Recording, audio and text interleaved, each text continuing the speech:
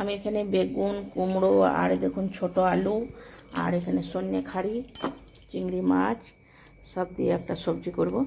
তো দেখুন চিংড়ি মাছগুলো একদম সুন্দর করে বেছে ধুয়ে নিয়েছি। তারপরে এটা আপনার নুন হলুদ দিয়ে মাখিয়ে নিয়েছি। কড়াইয়ে তেল বসিয়ে দিয়েছি আর চিংড়ি মাছগুলো আমি ভালো করে একদম ভেজে নেব।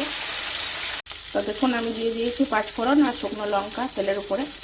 আর পেঁয়াজটা একটু ভালো করে ভেজে নেব। পেঁয়াজগুলো ভাজার পরে দেখুন আমি ছোট আলুগুলো দিয়ে দিয়েছি। আলুগুলো একটু ভালো করে আমি মশলা করে নিয়েছি। নুন, হলুদ, চিনি, জিরে গুঁড়ো, ধনে গুঁড়ো, আদা রসুনের পেস্ট এটা দিয়ে দেবো এর উপরে। কাঁচা লঙ্কা ঝালের জন্য দিয়েছি। আমি দেখুন আলুটা কষে নেবার পরে এখানে সবজিগুলো সব দিয়ে দিয়েছি। বেগুন, খাড়ি, কুমড়ো, মূলো সব কিছু একসঙ্গে দিয়ে নিয়েছি। এবার নেড়ে চেড়ে আমি ঢাকা দিয়ে এটা সেদ্ধ করব।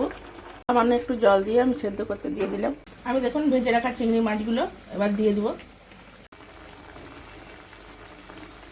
আবার নাড়চা দিয়ে ঢাকা দিয়ে দেবো। তো দেখুন আমার সবজি একদম রেডি হয়ে গেল, একদম শুকনো শুকনো করে।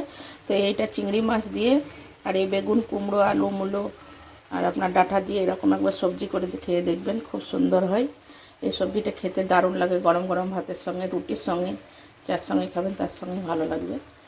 তো একবার করে খেয়ে দেখবেন, সব কত সুন্দর হয়।